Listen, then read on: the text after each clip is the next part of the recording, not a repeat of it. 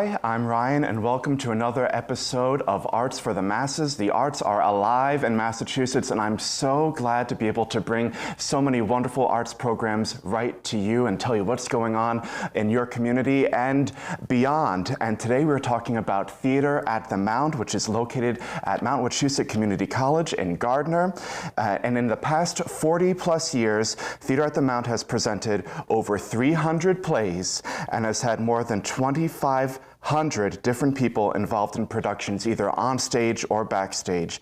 They have created an estimated 20,000 costumes, and over 1,000 different sets have been constructed, with more than 500,000 people enjoying community theater at its finest. That's right from the website. I didn't make that up myself.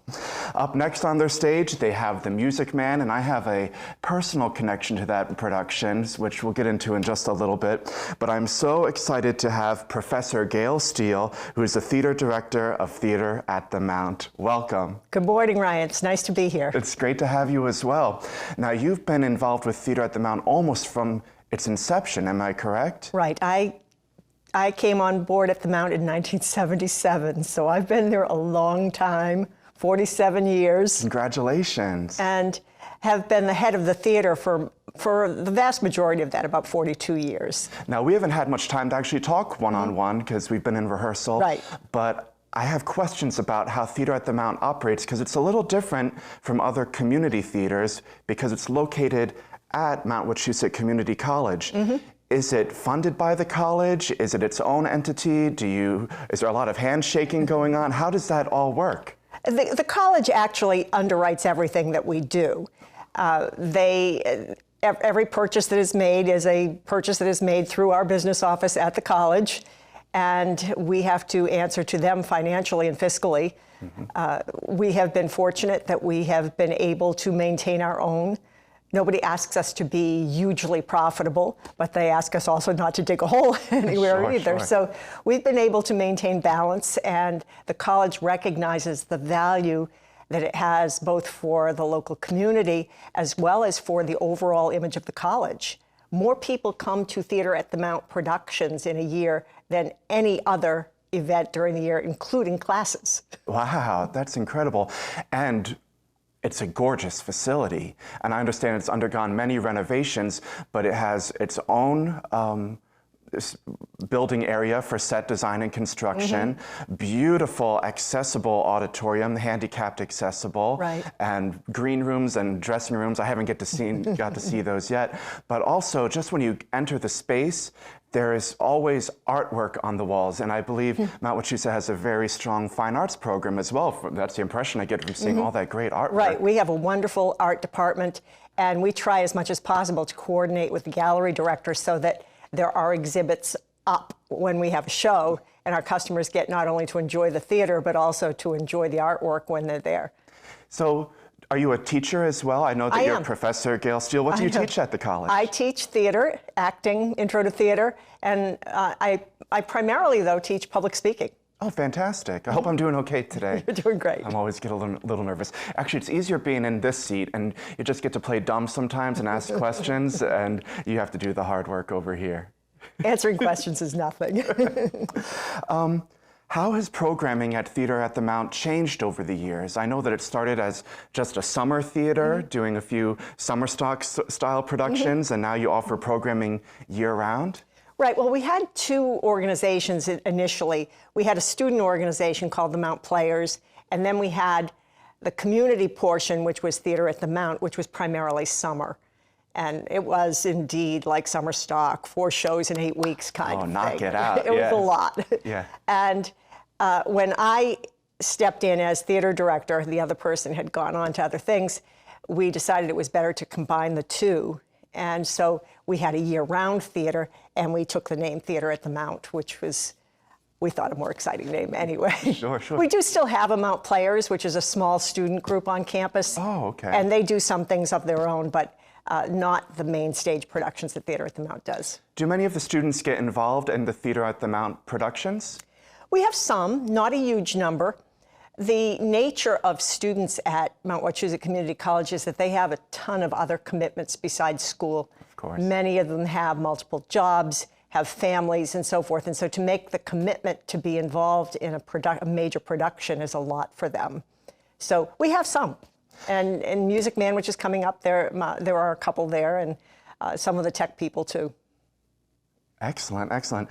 Now, you also started children's theater at Theater at the Mount. Now, children's theater is a very big umbrella when I think of it. There's theater for children's, TYA shows, theater for young audiences, and then there's theater with children performing in it, and then there's sometimes some crossover where it's young people performing for their peers. What do you do at Theater at the Mount? And we've done all of those things. You've done all the above. Initially, it was theater for young audiences, so it was performed primarily by Mount students and adults. The first time that we did it was a show called The Pale Pink Dragon. Okay. And we invited school groups to come in, and we charged $1 a ticket. Ooh. And we packed the place. I'm sure. And they wanted more. The schools said, this is in our backyard. This is a great field trip. It's educational. It's entertaining.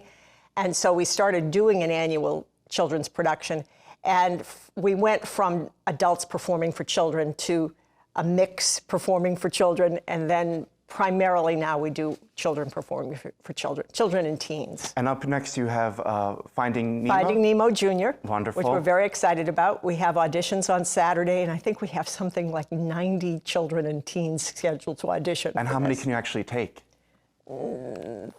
36, 40 maybe if we stretch it. And do the children pay to participate in the program? No.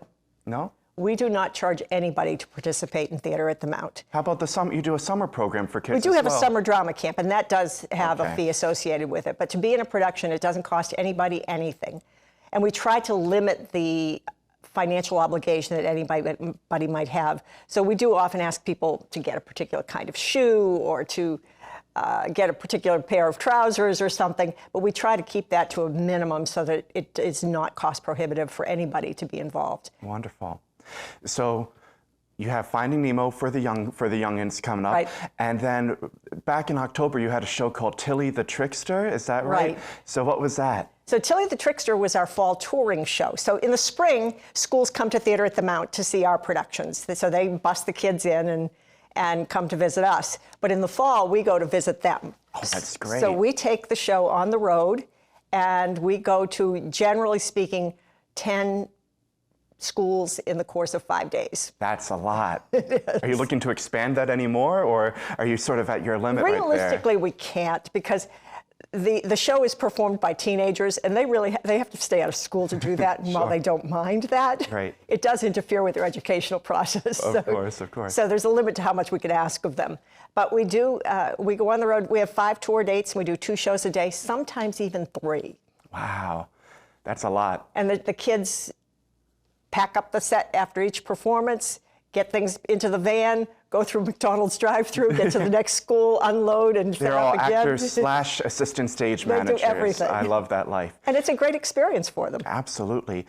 Now, something that's really lovely at the theater is as you walk around the back wall are these wonderful posters of all the different shows by year Right. that the theater has done.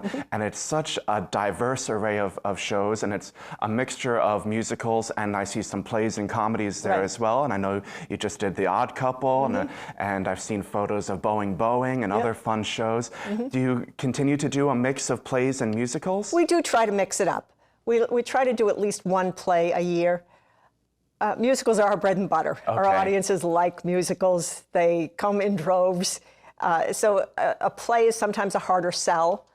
However, Odd Couple was an enormously successful Good show to hear. for us. Wonderful. Our people just knew it and wanted to see it, and were ready for some laughs, and so it did really well for us. So we do a mix. How has programming changed over the years? I know you like the classics. That's what do. I've heard. I do. Yeah. We've done a lot of different kinds of things too, and in fact, one of my favorites is not a classic at all. Was We Will Rock You, which is the Queen musical. Yeah. And it did enormously well. I'm not a fan of Rent, but we did it, and it sold like crazy. Well, who picks the shows? Is there a board of directors, or is it people submitting their scripts and ideas to you that you've worked with before? Typically, I make the final decision, but I have never felt like I wanted to make those decisions on my own, and I seek input from many people. a big contributor is our tech director. I want the tech director to have things that are challenging but are within the realm of possibility, and that he or she can be totally excited about. And there's a brand new tech director. And there's a new tech director, so he hasn't had any say in this year's selections, but so he's got. He hit the ground running. That's right. Absolutely. But certainly, I will discuss things with him. I ask performers all the time, what are you passionate about? What would you like to do? And I gift them with things that they like to do too. Wonderful. I make no secret of the fact that I don't love Sondheim. But Into the Woods snuck its way into your next season, am I right? But I gifted that. Your gift. It was my gift to our performers. I said, you guys have been asking me for years to do this, and I know that we will have a stellar cast when we do it. And that's the key. Right. That we will do it extremely well. So my first experience at Theater at the Mount was I saw Hello, Dolly. And I'm still pretty new to the Massachusetts area. And of course, I've been scoping out the different theaters, and I was absolutely blown away by the professionalism.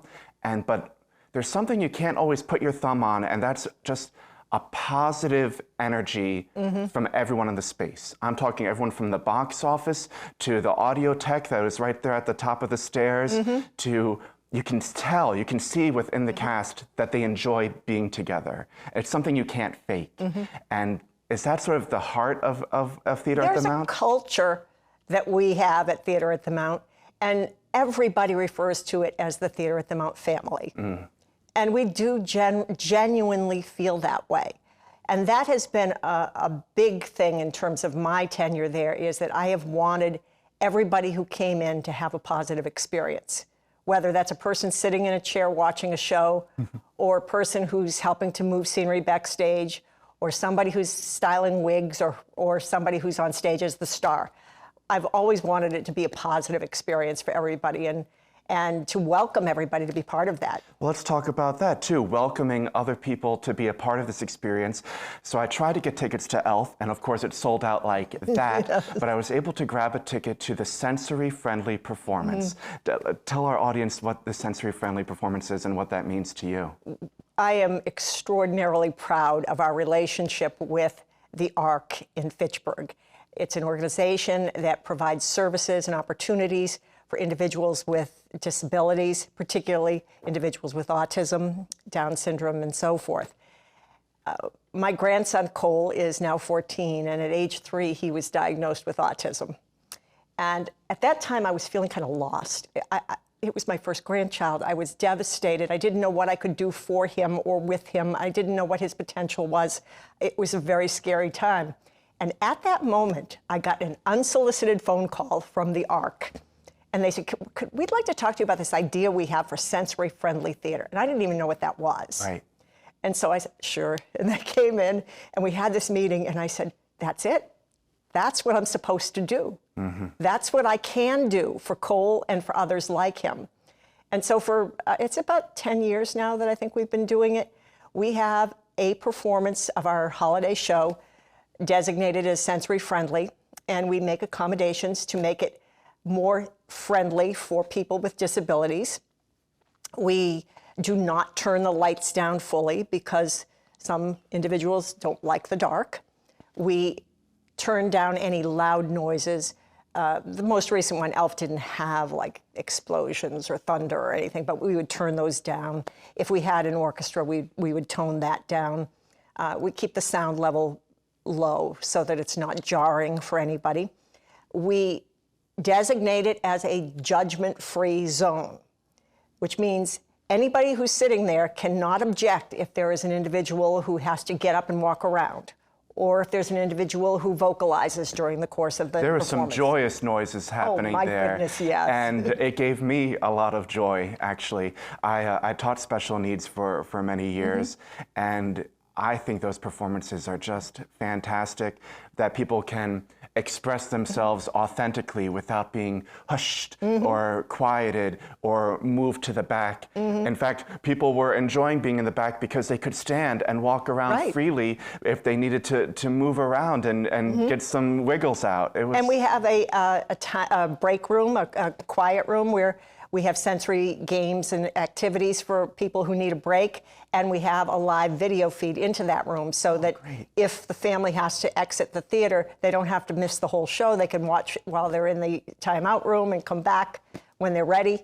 And so it's something we're very proud of. It's wonderful. We're actually expanding it this year. How? We've always only done the holiday show, but we are doing a sensory-friendly performance of Finding Nemo Jr. as well. Oh, that'll be a hit. So we're very excited about that. Now, I could tell you were excited because you were dressed up to the nines. You had a red dress on for Elf, and you were just beaming with pride when I saw you. I didn't say hi, but I saw you over there. You were doing your job and greeting people, and it was The wonderful. sensory-friendly show is Christmas for me. Yeah. I just think it's the most joyful thing that I do during the holiday season.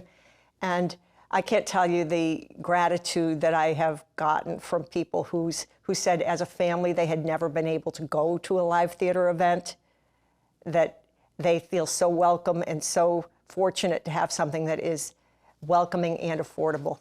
Well, congratulations. Let's keep it going. Thank you. Let's switch gears and talk a little bit about The Music Man. And I guess I should say that I have the thrill of playing Professor Harold Hill in The Music Man. And we're talking about a welcoming and inclusive culture that you have there.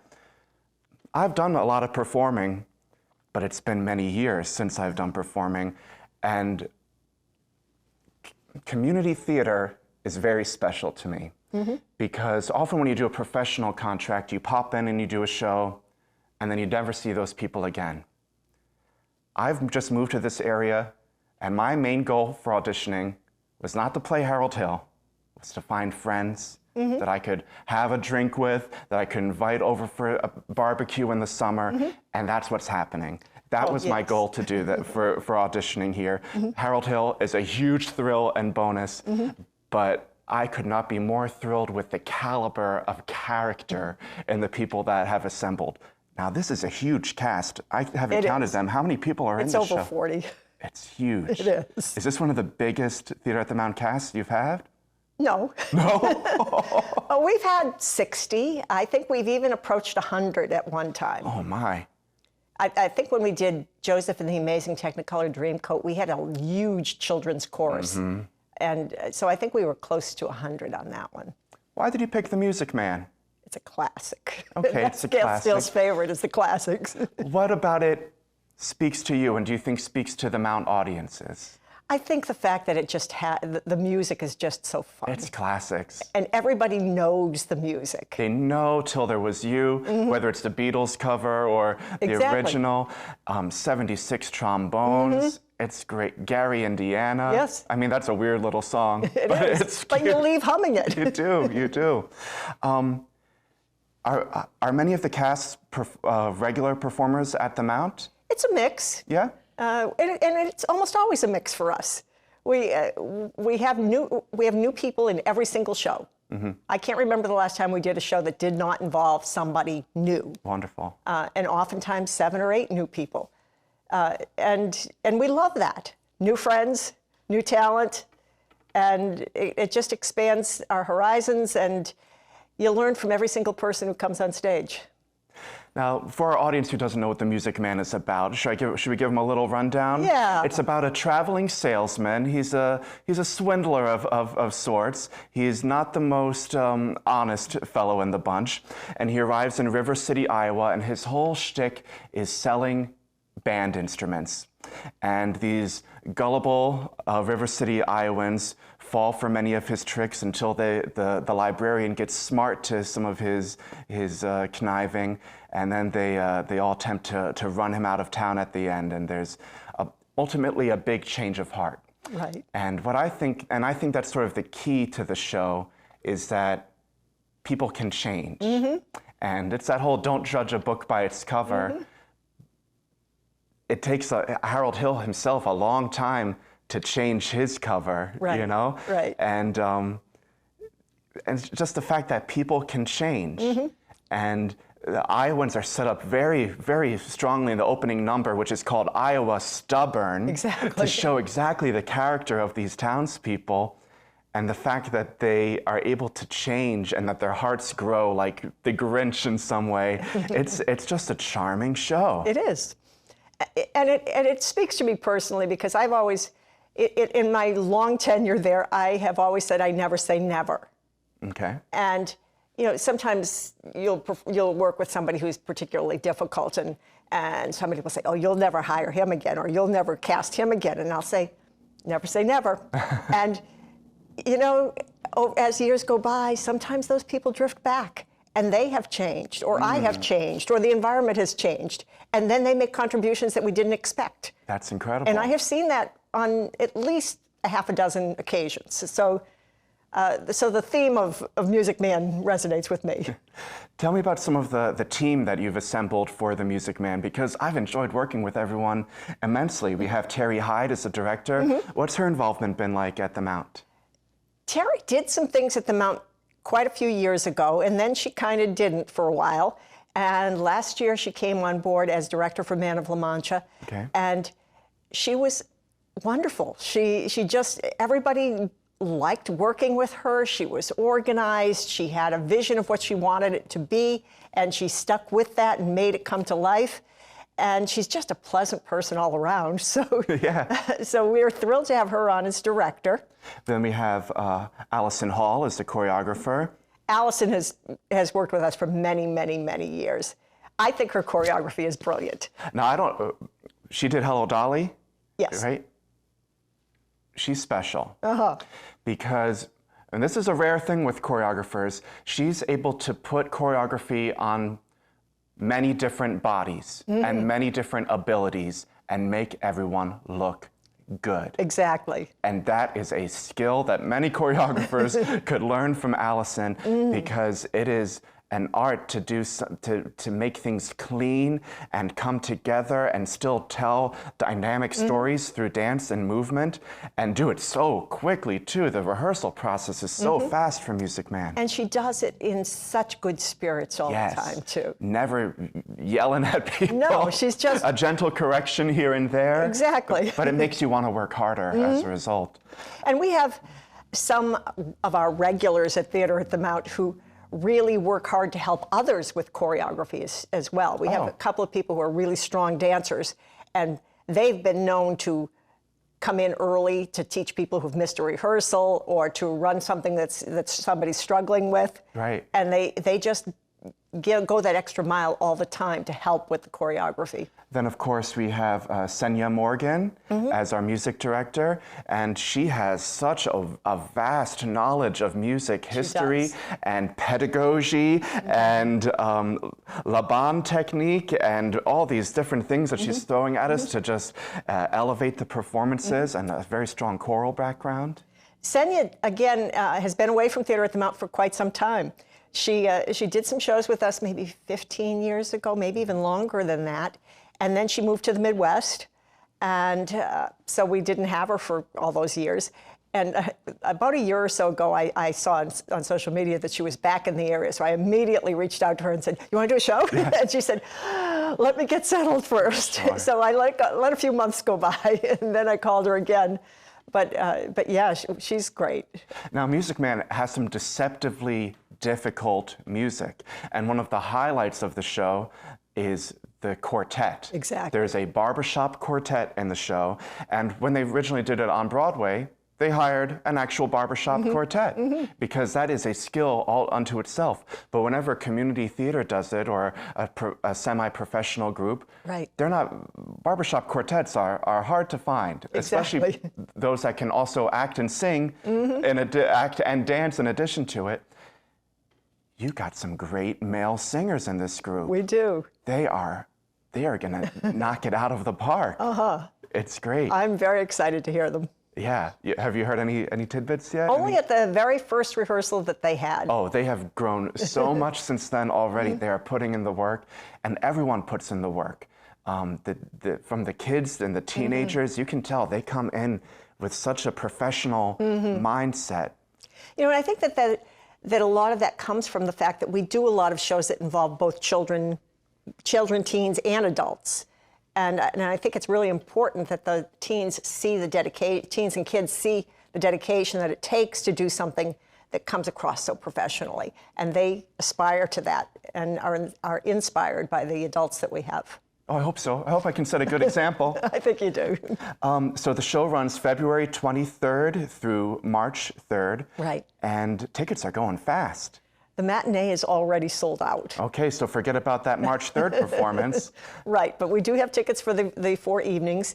And since COVID, we have moved back the start time. We used to do an 8 o'clock curtain, and we now do a 7:30 curtain. So people who say, well, I don't like to go out late at night, it's a little bit more tolerable. I love a 7:30. I love a 7 too. I would like a 7 personally. Maybe next season. To be honest, I like morning theater.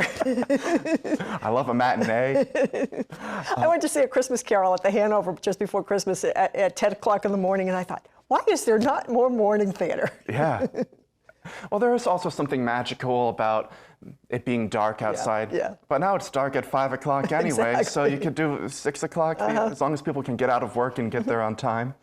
You have a very strong subscriber base. Right. To what do you credit that? Well, There are other theaters watching that want to know, how do you do it? How do you have all these subscribers? we make it very affordable Okay. for subscribers. They get the best deal of any of our other customers, and they know that. We try to do shows that we know will appeal to them, and we do have a liberal exchange policy for our subscribers. Mm-hmm. We don't for other customers, but for our subscribers, we take care of them if we can at all. You know, if somebody called me today and said, I want to exchange and go to the matinee, I can't help there, but because it's sold out. But I can help out in other ways if they need to exchange. So, of course, my mind is all in Music Man land right now. Mm-hmm. But what other wonderful programming do you have coming up at the Mount? Well, we do have Finding Nemo Jr. in April. We have a special fundraising event coming up in June that is based on the TV show Family Feud, and it's called Broadway Feud. It's going to be a one-night event on June 15th. We're just in the process of putting it all together. Mark Peterson, who's playing Mayor Shin, had the idea, and he and I have been brainstorming and figuring out how we're going to approach this, and I think it's going to be a lot of fun. That sounds great. Then we just this year switched from doing our season as a calendar year to doing it based on the college's fiscal year. Okay. Which they had been Begging us to do for a long time. Now it all lines so up. We're now doing it that way. So our next season actually doesn't start till July 1. But in that season, we will have The Prom, Fun. Steel Magnolias. Oh, that's a crowd pleaser, Yep. too. Our holiday show is going to be Sound of Music, and then Into the Woods. And then we'll have a children's show afterwards. We haven't finalized the license yet, so I'm not going to talk about that one yet. And in addition to that, I've seen that you offer little workshops and things along the way, too. Mm-hmm. There was it a swing dancing workshop that just happened? Last Friday, we had a swing dancing class for teenagers, and this Friday, we have one for adults. I am dragging my husband to it. And I reminded him of that this morning, and there was a lot of groaning going on. But Dawn and Mike Ross, who are regulars at Theater at the Mount, are going to teach the class. They were ballroom dancing partners in college on a ballroom dance team, so they're a lot of fun. We have another one coming up with a different choreographer, Kim Soul, a night at the Kit Kat Club, which is going to be very cabaret Fosse-esque with chairs. Great, So that one sold out in an instant. Yeah. And we have a salsa class coming up later in the spring, too. You keep busy over there. We do. Wonderful. So for people that are just tuning in, this is their first time hearing about Theater at the Mount, maybe they want to get involved as a performer, or maybe they're just interested in buying tickets. Give them a little shout out over there. What would you tell them? Well, it's very easy to get involved in Theater at the Mount. Certainly, you can reach out to me personally at the college. You can call our box office. Paul is the most welcoming box office agent you will ever what a meet. sweetie. He has all of the knowledge of every program that's going on and how to get involved in it. We have a great website that has information about upcoming shows, season tickets, summer drama camp, our Tammy Awards program, and you can check that out. You can also sign up for our email list on that website. There's a link to join us, and we'll send you monthly newsletters and other updates on anything that's coming up. So we love to see new people in the seats at the theater and on our stage as well. Wonderful. Gail, it's been an absolute pleasure having you on Arts for the Masses. Thanks for swinging by. Oh, you're very welcome. I'm glad to be here. And one more reminder, The Music Man, me as Harold Hill, February 23rd through, well, March 2nd, because March 3rd is sold out now. So get those tickets while you can. We didn't even get to talk about the Tammy Awards. That's a whole nother show. We'll have another show. We'll have another show for that. Thanks for tuning in to Arts for the Masses. Yes, the arts are alive in Massachusetts. If you are a community group that presents art, music, drama, dance, anything like that, please get in touch. I'd love to have you right here in this seat to chat about what you're doing and what you're offering to the community. I'm Ryan Maliar, and thanks for watching.